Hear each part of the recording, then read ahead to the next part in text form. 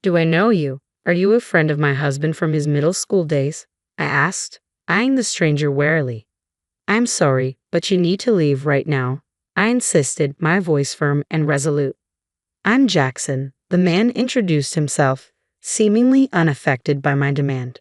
I'm 33 and currently single. Today marked the wedding day of my colleague Lucas, who also happened to be a close friend. As I mingled with guests, a man who claimed to be a relative of Bryce, the groom, approached me and ushered me towards a waiting area just before the ceremony.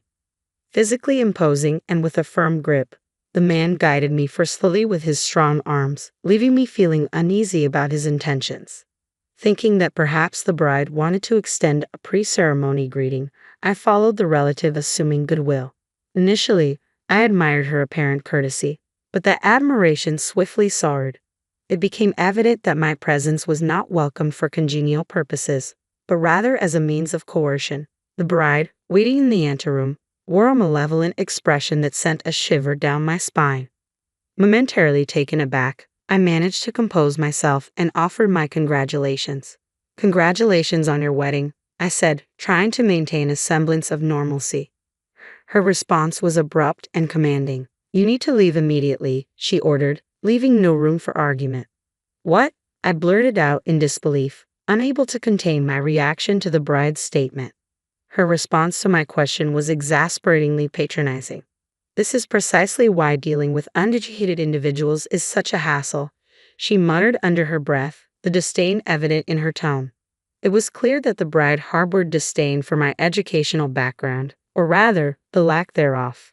She didn't mince her words as she elaborated. Allow me to clarify. My husband and I hail from esteemed lineage, and today's guests belong to the elite echelons of society. Your presence as a mere high school graduate is jarring and distasteful to me. The implications were not lost on me. My educational background had become a source of embarrassment in their esteemed circles. Naturally, I was aware of Lucas' prestigious background and the disdain some harbor towards those without extensive academic credentials. It wasn't a new experience for me. I'd encountered similar attitudes before. Despite this, my bond with Lucas transcended such superficial judgments, prompting me to attend his wedding. My sole intention was to partake in the joyous occasion and celebrate my friend's union. However, the bride's blatant disdain towards me, a guest she deemed unworthy, cast a shadow over the festivities. Feeling increasingly uncomfortable, I inquired if I could offer Lucas a few words of congratulation before taking my leave. The reaction from the bride and her relatives was immediate and explosive. Feeling overwhelmed by the tension and animosity, I couldn't help but mutter, "This is all a bit too much for me." Confused by their laughter in what seemed like a serious moment, I dared to inquire about the reason behind their amusement. The bride's response stunned me beyond belief. My husband didn't invite you here out of friendship, but rather out of pity, she declared matter-of-factly. As she continued, the pieces of an unexpected puzzle started to fall into place. Despite my bewilderment, she proceeded, delving into the depths of my troubled past, one marked by parental abandonment and a childhood spent in the confines of an orphanage.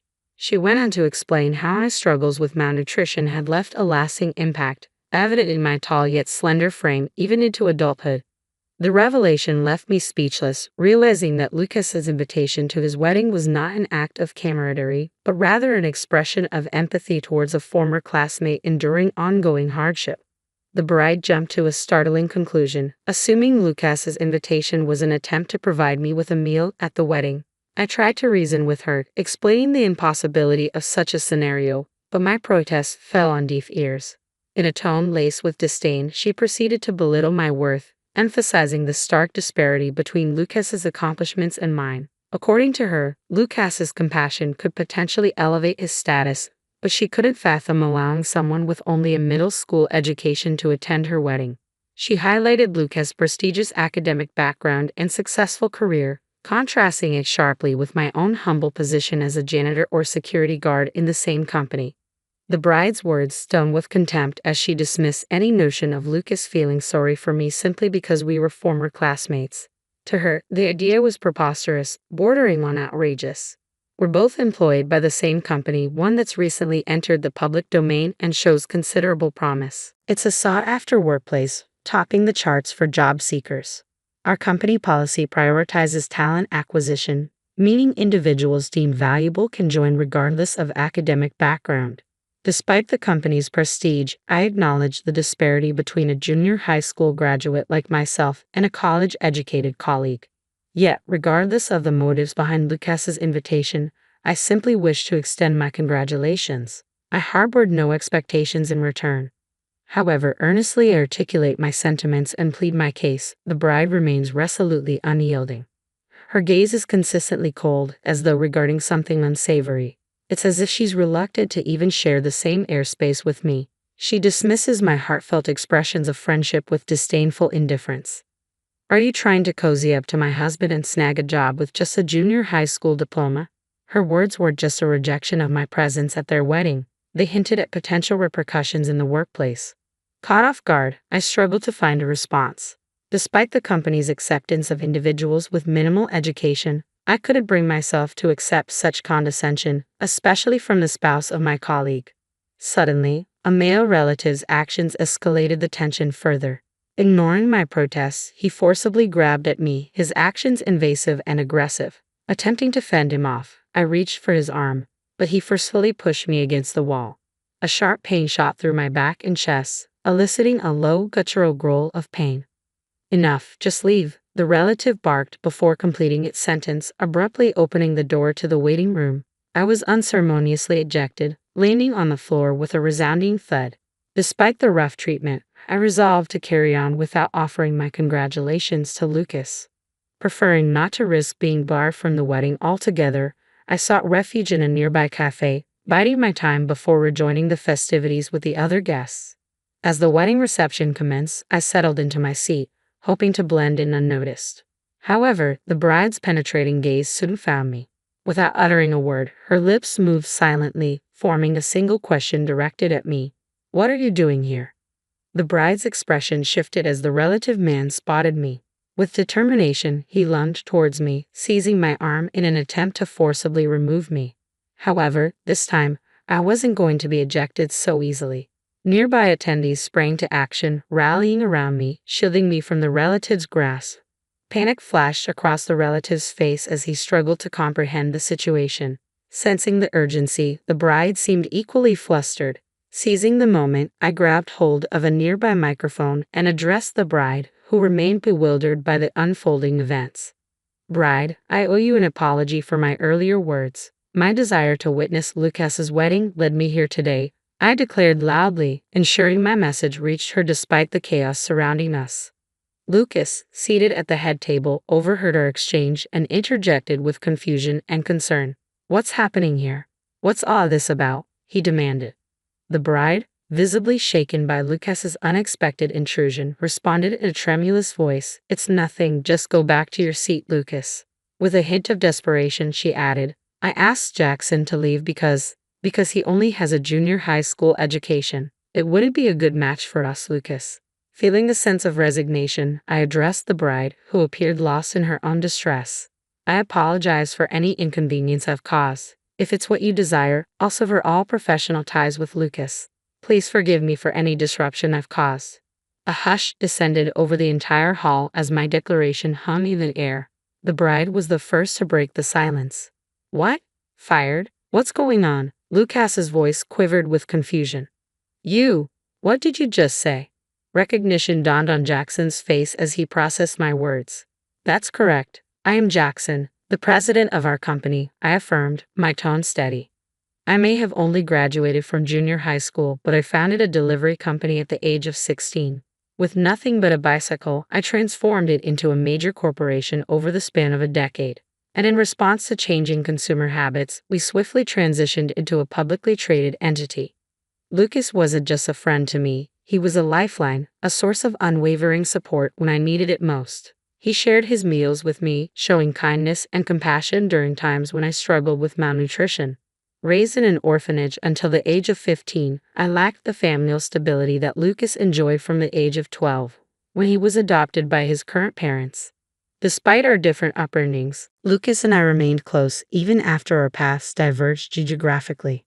When we embarked on the journey of entrepreneurship together, Lucas vowed to dedicate himself to our shared vision.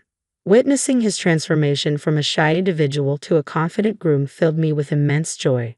My determination to congratulate Lucas stemmed from a deep-rooted friendship and gratitude. I remained steadfast even in the face of the bride's objections. Unbeknownst to me, the bride's disdain stemmed from my educational background, yet I was unaware that being a junior high school graduate didn't preclude me from holding a significant position within our company.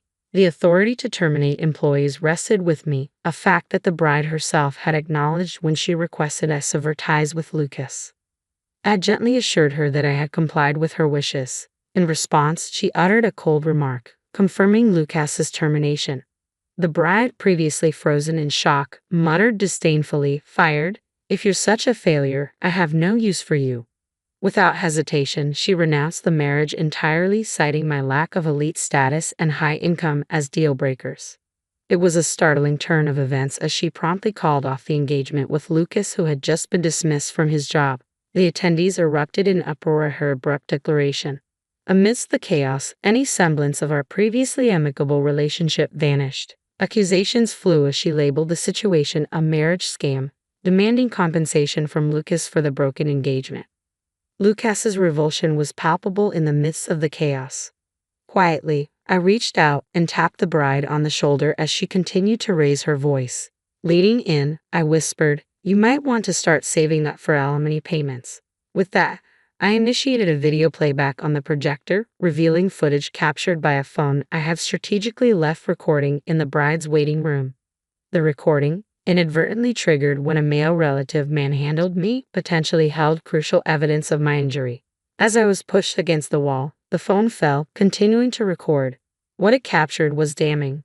The bride's indiscretion with the same male relative in the waiting room. As the ceremony commenced, I retraced my steps to the waiting room in search of the phone I suspected I had dropped. To my relief, I discovered it nestled in a corner, untouched. However, the shock of what I witnessed upon playing back the recording left me reeling. Witnessing such deceitful behavior on what should have been a sacred occasion shook me to the core. It was difficult to comprehend how anyone could stoop to such lows. Driven by a sense of moral obligation, I immediately sought out Lucas to disclose the damning evidence. The revelation of the bride's true nature sparked a fiery reaction from Lucas's relatives, who unleashed their fury upon the bride's family. In response, the bride's relatives vehemently denied any association with the man implicated in the recording. They adamantly refused to acknowledge any connection to him. It later emerged that the man accompanying the bride was nothing more than an unfaithful partner. Despite his charming demeanor, he was essentially a freeloader, lacking any meaningful employment. The bride, yearning for a life of prestige and sophistication within an educated family, sought to elevate her status by securing a marriage with Lucas, a gentle and unassuming man. Her intentions were revealed to be far from genuine, painting her in a negative light. In contrast, Lucas, dedicated to his studies and somewhat naive in matters of love, possessed a trusting nature that left him vulnerable to manipulation. Ultimately, I'm grateful that my humble education allowed me to see through the deceitful intentions of those involved. Never did I anticipate that my educational background would prove valuable in such a manner. The deceitful bride faced the consequences of her actions, being ordered to pay a hefty sum of $5 million for wedding expenses and an additional $3 million for terminating the engagement, accumulating the staggering debt of $8 million. As a result of the humiliation she endured, she found herself isolated from her family. Her unfaithful partner, alarmed by the overwhelming debt, fled the scene, leaving her to face the repercussions alone. With her once inviolable life now in shambles, the bride was forced into a solitary existence, residing in a rundown apartment and toiling tirelessly day and night in a desperate attempt to repay her debts. The arrival of the deceitful woman inadvertently strengthened the bond between Lucas and me, fostering a deeper friendship as we navigated through the ordeal. Meanwhile, our company experienced a period of rapid and steady growth. Observing Lucas's enduring desire for marriage, I contemplated accompanying him to a matchmaking event in the future.